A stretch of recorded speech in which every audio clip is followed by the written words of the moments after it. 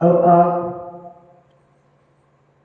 2 दिन से सुन रहे हैं चित्तों ने क्यों, किस लिए और कैसे करनी है।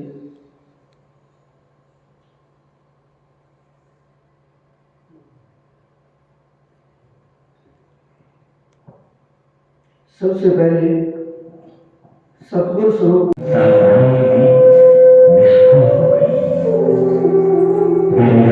से आगे अपने कदम नहीं बढ़ा सके।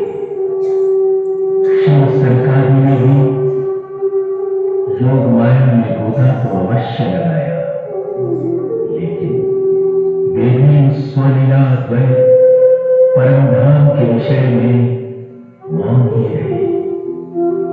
सबलिक काले काले से चित्रकारे से योगियों की सुरता, ध्यान में बैठे हुए उनकी चित्तवृत्ति सुरता उस परमात्मा को ढूंढ रही है।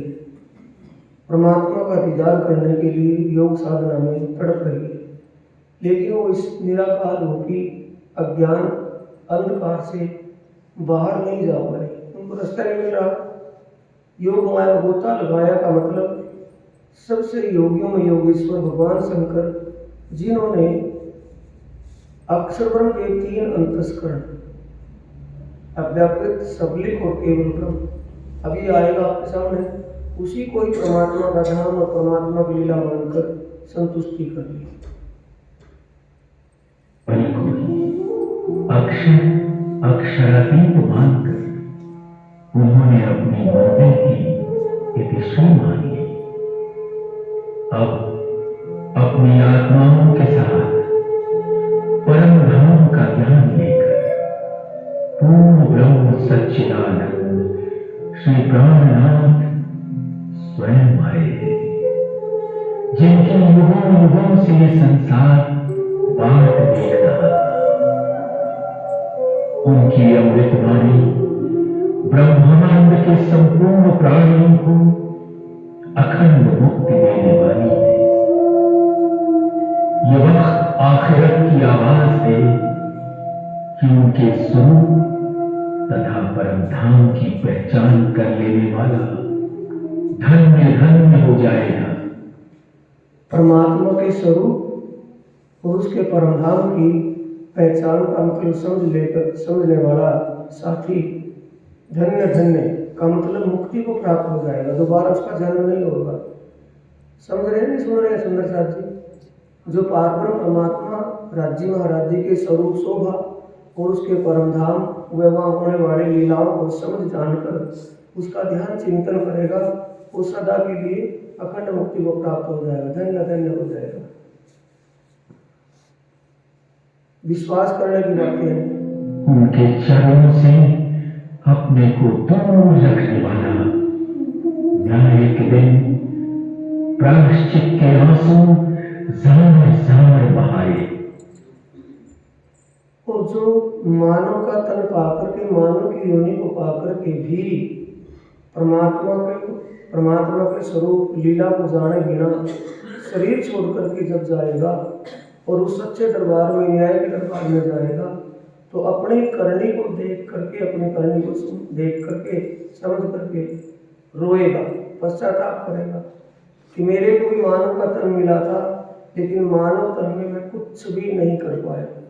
पशुओं की तरह खाना सोना, करना खाना सोना, इसी में जीवन गुजार दिया, लेकिन मैंने अपने आत्म कल्याण के बारे में कभी विचार भी नहीं किया, सोचा भी नहीं।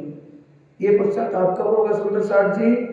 जब शरीर छोड़कर के यहाँ से चलेंगे, जीव जब जाएगा उस दरबार में, न्याय का दरबार जीवों के लिए कहाँ है? धर्मराज दरबार। तो पश्चाताप की अग्नि में जलना पड़ेगा। तो दुनिया में मुक्ति दाता ज्ञान भी मिला, दुनिया में मुक्ति दाता ज्ञान का शोध हो रहा था, लेकिन मैंने उसको अनसुना किया। अनसुना करने से मुझे आज ये फल मिल रहा है, नरक में जाना है। ध्यान रखें में सुंदर साथी, कोई आपको गुमराह करे, आपको विचलित करे कि आप नरक के रास्ते पर हैं, आप मुक्ति के रास्ते पर हैं, ये विशेष दिल में रखें बात। नरक के रास्ते पर कौन है? भूले रहा बताओ, ये बहुत बड़ा स्वभाव। जो समझे हुए को भटकाए वो नरकगामी होता है।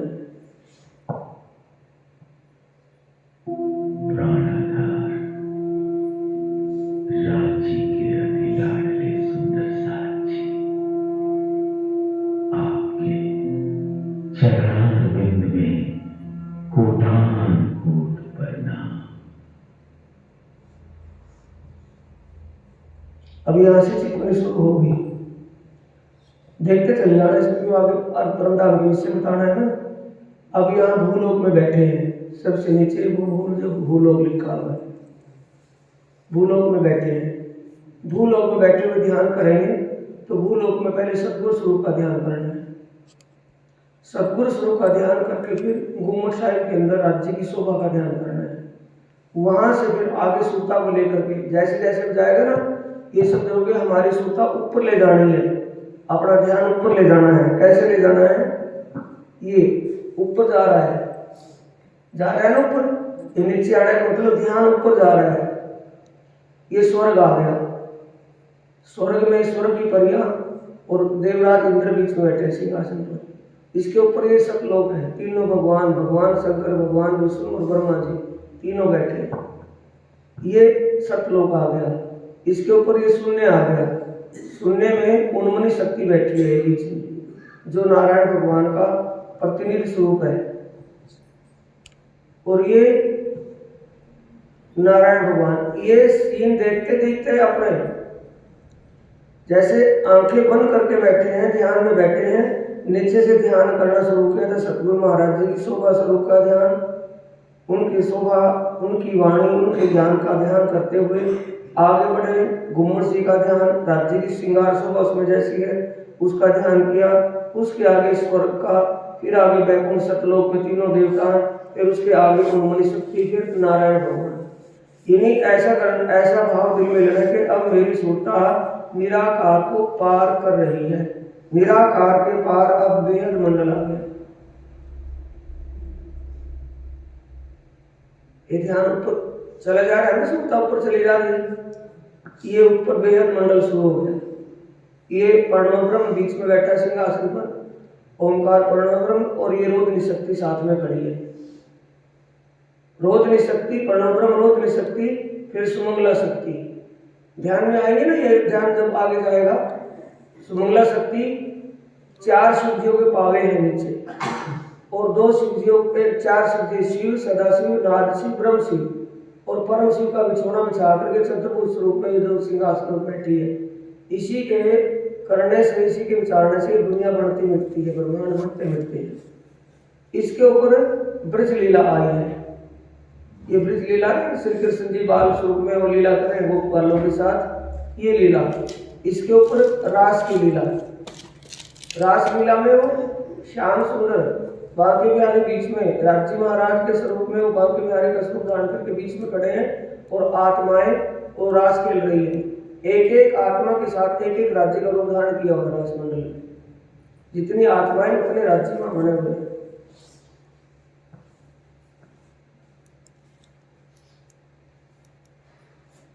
ध्यान कर रहे हैं ना। निराकार तो पार कर दे, निराकार के पार बेहद मंडल। माया से निराकार क्या है? मायावी लोक। इसके आगे योग माया, योग माया में बेहद मंडल में बेहद भूमि समझो, उसको योग माया समझो। प्रणव ब्रह्म, रोधनी शक्ति, सुमंगला शक्ति, ब्रज, रास, आगे सबलिक ब्रह्म।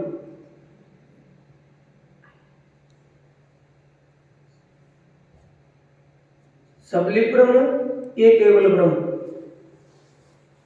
सबलिक नीचे है, केवल ऊपर, बीच में जमुना जी। जैसे अक्षरधाम और परमधाम, अक्षरधाम के रंग महल और राज्य के रंग महल के बीच में जमुना जी बैठ गया ना, ऐसे ही जमुना जी यहाँ सबलिक ब्रह्म और केवल ब्रह्म के बीच में जमुना जी है। वही 7 घाट है और 2 पुल है।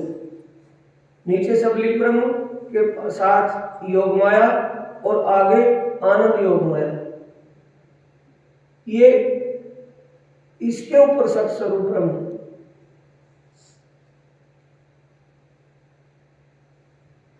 ये सत्स्वरूप ब्रह्म है। यहाँ तक ब्रह्म की लीला पूरी होगी। जो अक्षर ब्रह्म है उसकी लीला बेहद मंडल में योग माया में होती है। नारायण की लीला माया में, और ब्रह्म की लीला योग माया में, और पार ब्रह्म की लीला परम धाम में।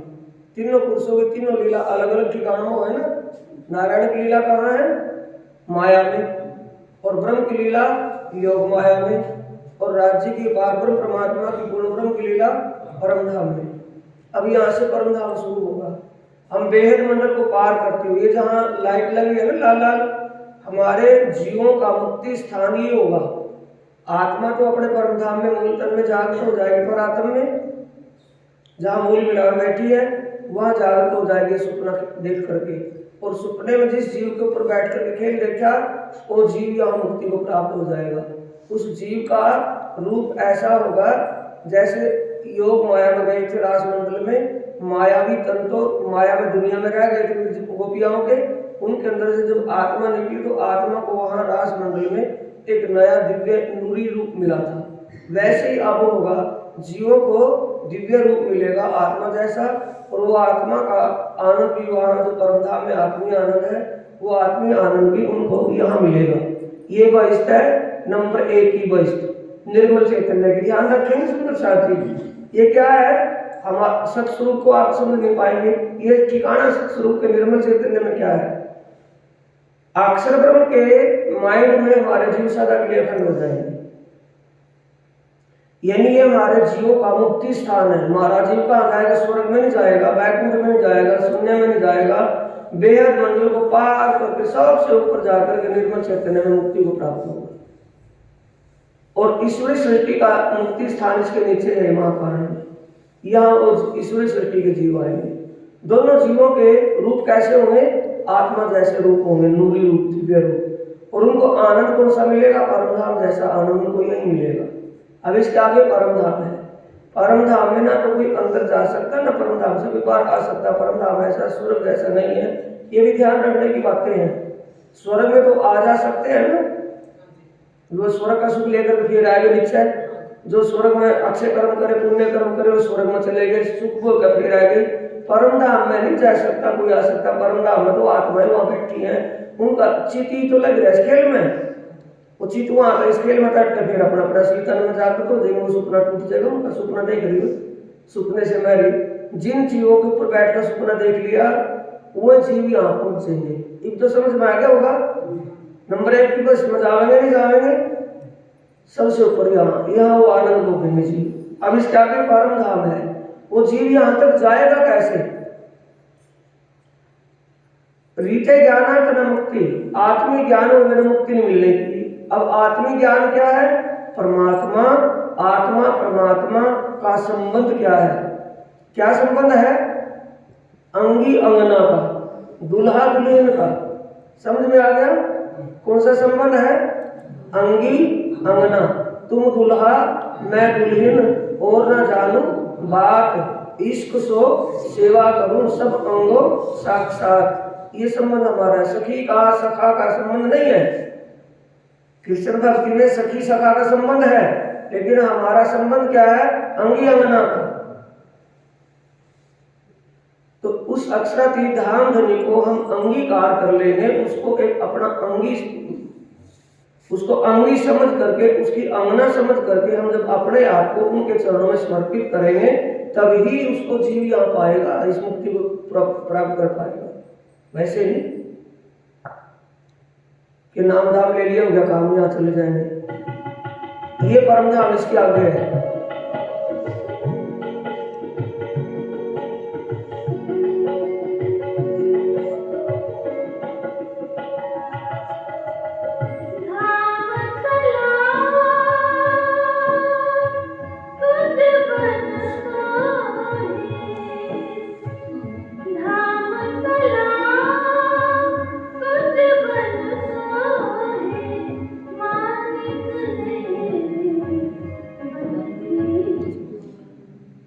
धाम, तालाब, कुंजवन, माणिक पहाड़, बनकी नहर, पश्चिमी चौगान, बड़ोवन, पुखराज जी, जमुना जी। 9 देखो इनका देख लो। धाम 1, तालाब 2, कुंजवन 3, माणिक पहाड़ 4, बनकी नहर 5, पश्चिमी चौगान 6, बड़ोवन 7, पुखराज जी 8, जमुना जी 9। 9 तो अंदर हो गए, और 8 सागर और 8 जीवी बाहर हो गए। 10वें में 10 हो गए ना। 10.10 सीढ़ी 10 कहाँ है, परम धाम में। 10 कहाँ है? परम धाम से नीचे। 4 हद में और 6 बेहद में। 4 हद में स्वर्ग, सतलोक, शून्य, मां शून्य, 4 हद के। और बेहद में 6 प्रणव रोधनी शक्ति, सुमंगला शक्ति, ब्रज रास, सबलिक, केवल और सत्य स्वरूप। 6 बेहद के। 10 नीचे के पार करे और 10 ऊपर के में चले गए तो 20 विषय भगवान का नाम। अब इन 10 को ऊपर को समझना है सुंदर साथ जी हमें।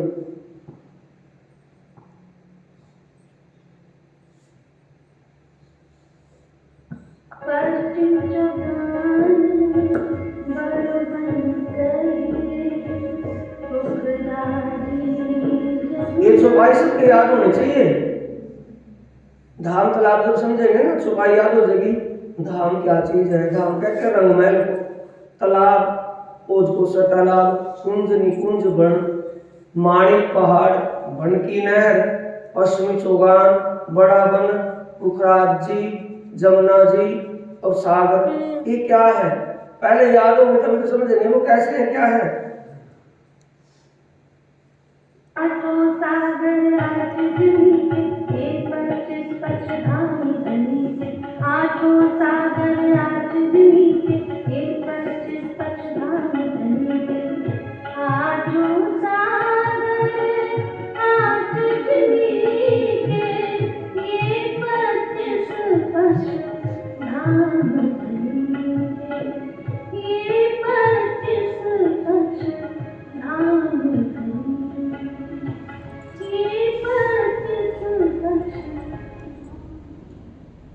अब ये देखेंगे सुंदर साथ जी,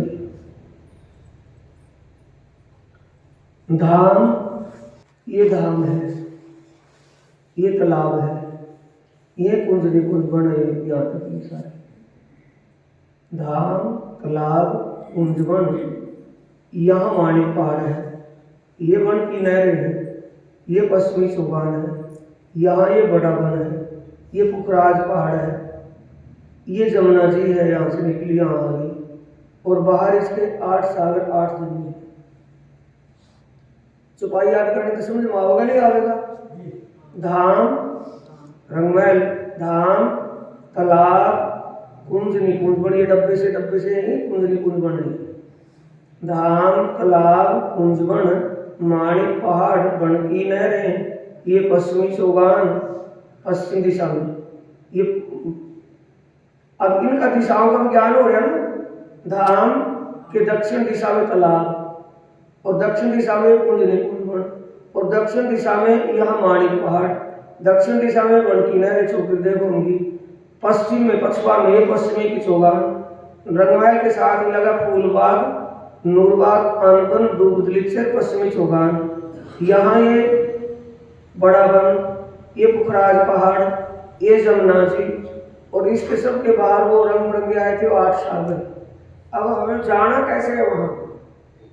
रंग महल में आत्माएं रंग महल से जब घूमने के लिए राज्य के साथ निकलती हैं तो कैसे कैसे कहाँ जाती हैं?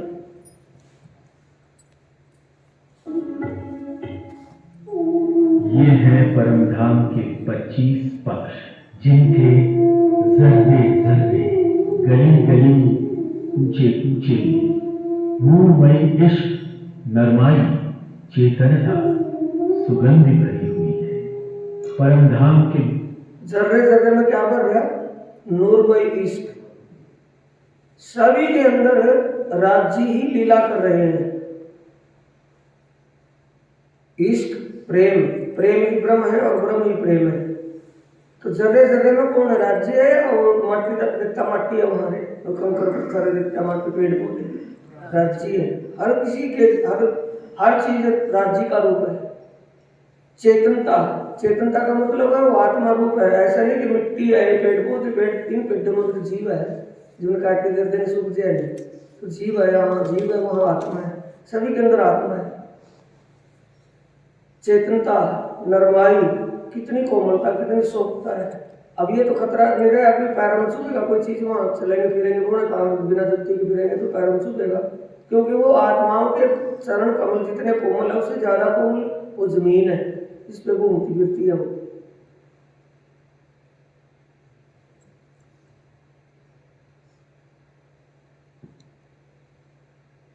वो महल सौंदर्य की प्रतिमा की भांति जगमगा रहा है। इसके दक्षिण दिशा में हौज कौसर तालाब संपूर्ण आभा को समेटे हुए है।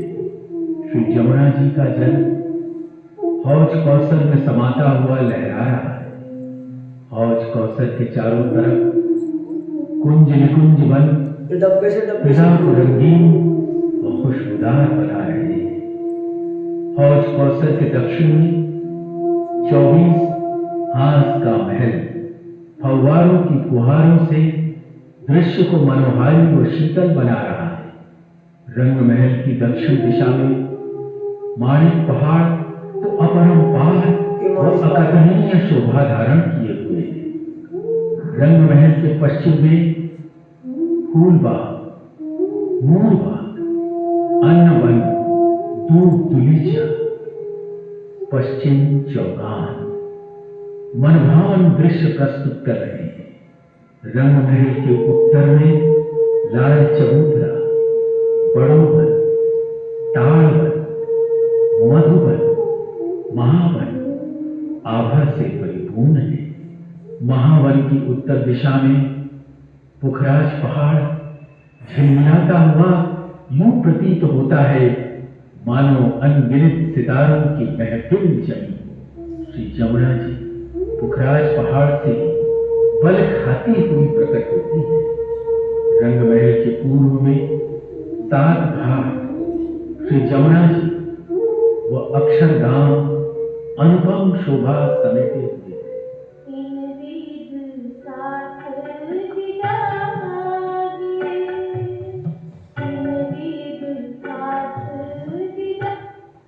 साफ लिख रहे हैं चौपाई में, इन विध साजी जागे बताए देव रे जीवन, श्याम श्यामा जी साजी जित बैठे चौकवती।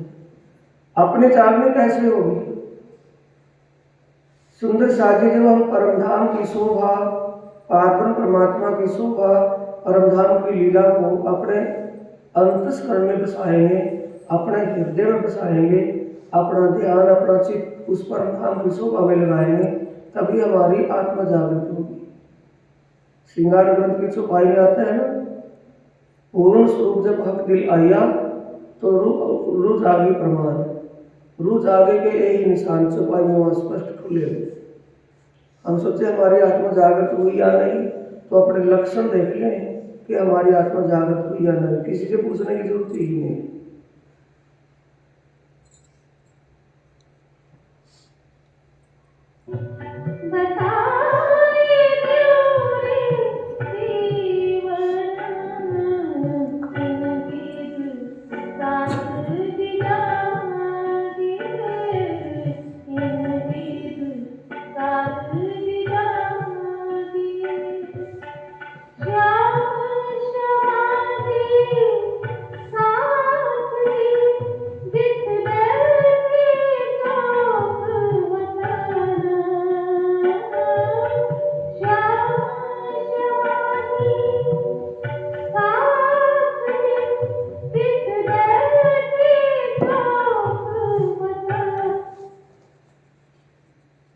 ये अलग अलग रंग है सुंदर साथी।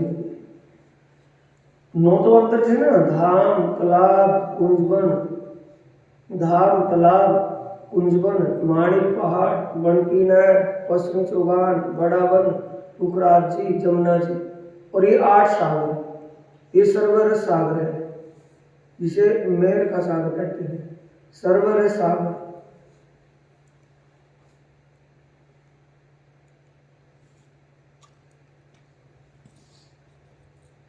ये सर्वरस सागर है, ये नूर सागर, नीर सागर, क्षीर सागर, दधि सागर, घृत सागर, मधु सागर, यह रस सागर, ये सर्वरस सागर।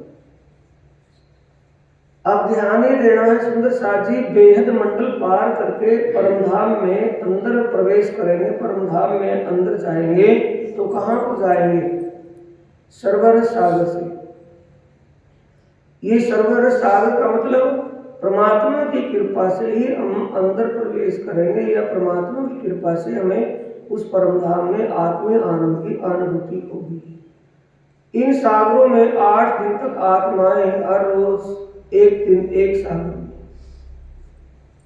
पड़वा के दिन नूर सागर में, फिर नीर सागर में, सरवर सागर में अष्टमी के दिन सरवर सागर में आत्माएं उस आनंद में लीलाओं का आनंद लेने के लिए वो आती है। पुखराज माणिक पहाड़ से आत्माएं सुखपालों में बैठ करके चलती हैं, तो सुखपाल कहाँ पर उतरते हैं आकर के माणिक बीच में रंगमहल से चल करके।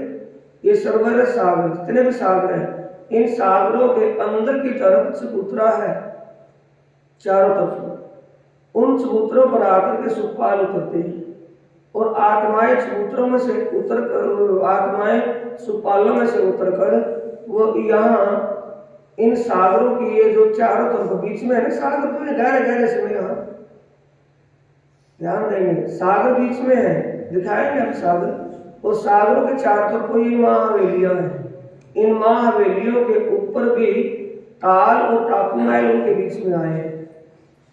इन महाहवेलियों के अंदर बाहर से हम अंदर प्रवेश करेंगे तो बाहर भी बाग बगीचे आए हैं, चांदनी चौक है, सीढ़ियां ऊपर जाने के लिए। जब हम सीढ़ियों से चांदनी चौक से ऊपर जाएंगे तो यहाँ इन महाहवेलियों में, इनकी गलियों में आत्माएं घूमेंगी फिरेगी, सीढ़ियों के द्वारा ऊपर चढ़ेगी, ऊपर फिर छत पर आएंगी। छत पर टापू महल कैसे हैं वो अभी आपको दिखाएंगे। यहाँ राज्य महीने में एक बार एक सागर पर आत्मा को लेकर जाते हैं। 8 दिन आठों सागरों में, फिर वन की मौलातों में 15 दिन अंदर की लीला और 15 दिन बाहर की लीला। कृष्ण पक्ष में कहीं और शुक्ल पक्ष में कहीं।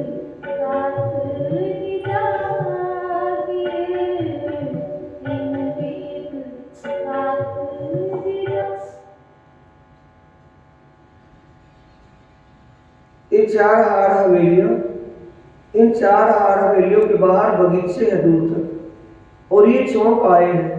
इन चौकों में आकर के सुखपाल ऊपर से नीचे आकर उतरते हैं और आत्माएं हवेलियों में खेल के डाय करने के लिए चली जाती है।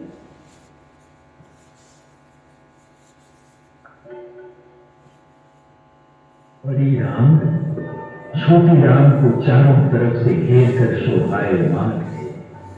बड़ी राम में कुल 80 महाहवेलियां, 8 सागर और 8 जिले सुसज्जित थे।